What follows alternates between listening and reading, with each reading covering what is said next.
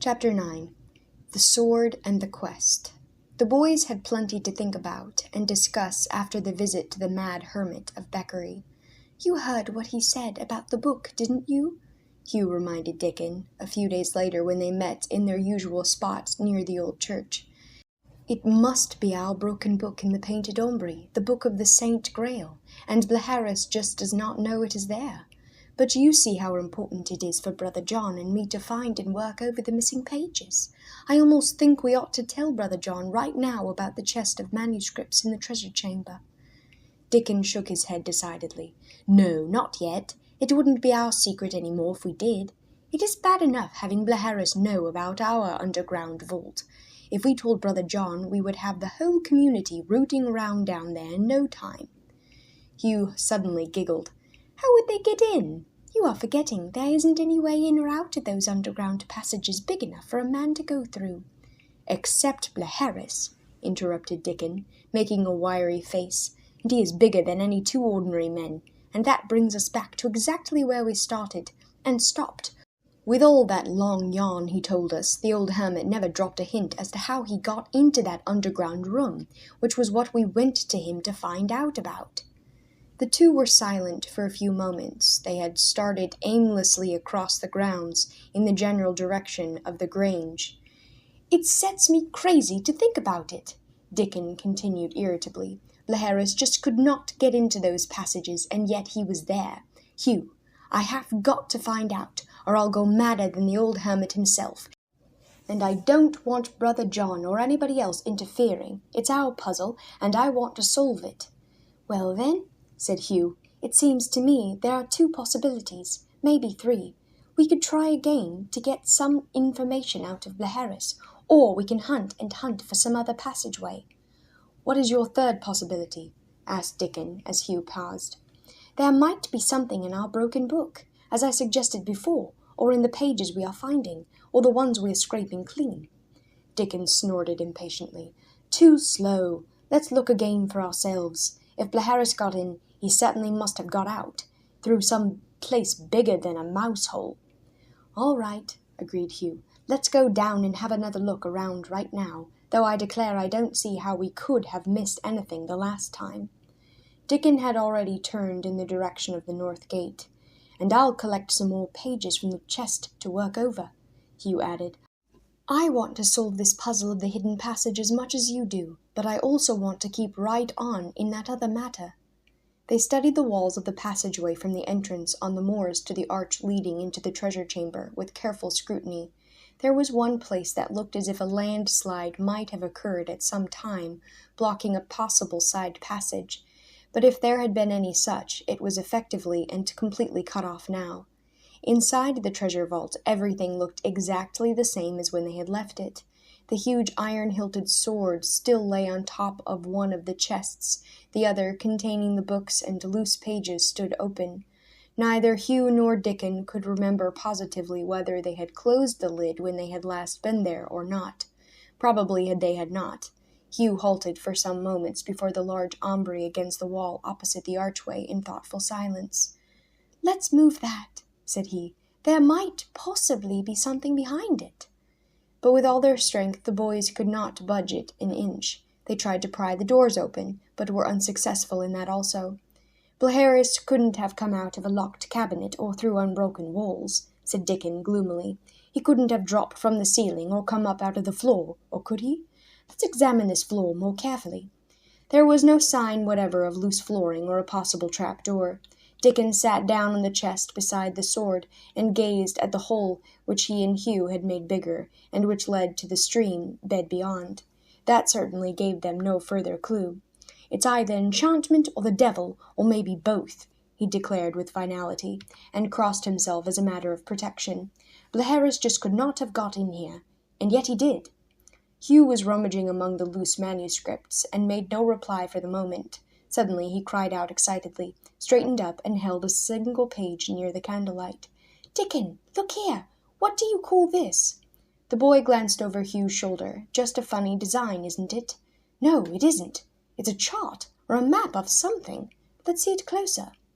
They both studied the page in eager silence. Very evidently the faint, half-obliterated lines and squares were meant to represent a chart.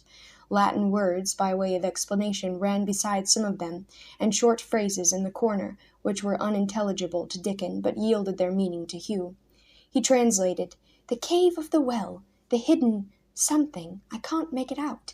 The old church, passage to North Gate."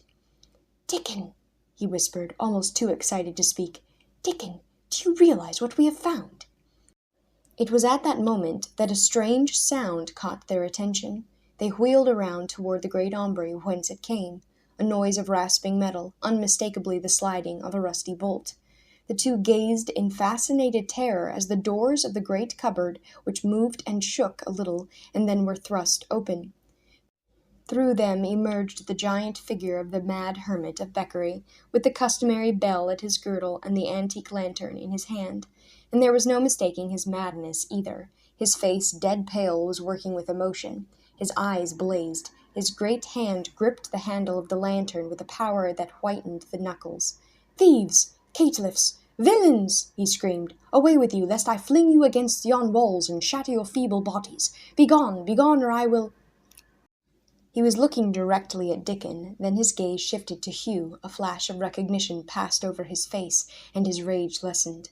"How came you here, boy, and for what purpose? Tell me quickly, ere the foul demons that govern my passions let loose upon you, to slay you. What are you seeking?" Hugh, with a mighty effort, got control of his panic, steadied his shaking voice, and answered quietly. "Master Blaharis, we are seeking what you seek, the holy cup, and all such things as may pertain to that sacred mystery." "Aha!" The hermit took him up eagerly.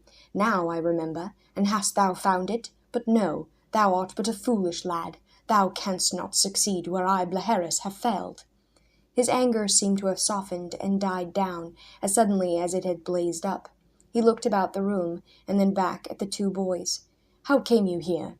said he again. "None save I knows of the hidden way, and 'twas scarce a month ago that I came upon it, following the direction of a dream." He forgot that he had asked a question, apparently, or cared not for the answer. Going over to the chest whereon lay the huge sword, he picked it up as lightly, as effortlessly as if it had been a child's toy. "Excalibur," he said reverently, "King Arthur's sword. After that last great battle, Sir Bohort took it, he who had borne the wounded king upon his shoulders from the field of war, and it was here that Arthur bade him fling it from him, here in our marshes hard by the island of Beckery. He flung it with all his mighty strength out into the water, and they say a hand reached out and drew it under, and no man saw it after that day. But that is not true." Blaharis, who had taken on the sing-song monotone customary to minstrels, and whose eyes had become glazed, unseeing, as if fastened only on some inner vision, changed suddenly. His voice sounded harsh, combative, his eyes fixed themselves upon Hugh with fire and intensity, as if the boy had contradicted him. "It is not true," he repeated. "I found it myself, hidden in the marsh grasses, dull, rusted. I polished and cleaned it. See you how it shines? King Arthur's sword. It is mine now, mine, mine." "King Arthur's sword, Excalibur!" exclaimed Hugh in awe. "But, Master Blaharis, how know you it is indeed that sword?" "The old stories tell of it," said the hermit, "and that which is inscribed on the two sides of the blade, up near the hilt. Look you, 'tis just as the records say." The boys drew closer and watched him trace with his finger the words on the one side, "Take me." He then turned the great blade over in his hands and pointed to those other words in the language Hugh had not been able to read. "Runes," said he, "the hidden secret language that the Druids wrote, and some few master magicians among the Welsh still understand." He laid the sword back on the chest with a great sigh. "But what do they say, those runes?" pursued Hugh eagerly. "Throw me away," said the hermit, sighing again. "Alas, I cannot. It is my greatest treasure, Excalibur. Often and often I carry it with me as I wander about the fens and ancient roads and among the hills.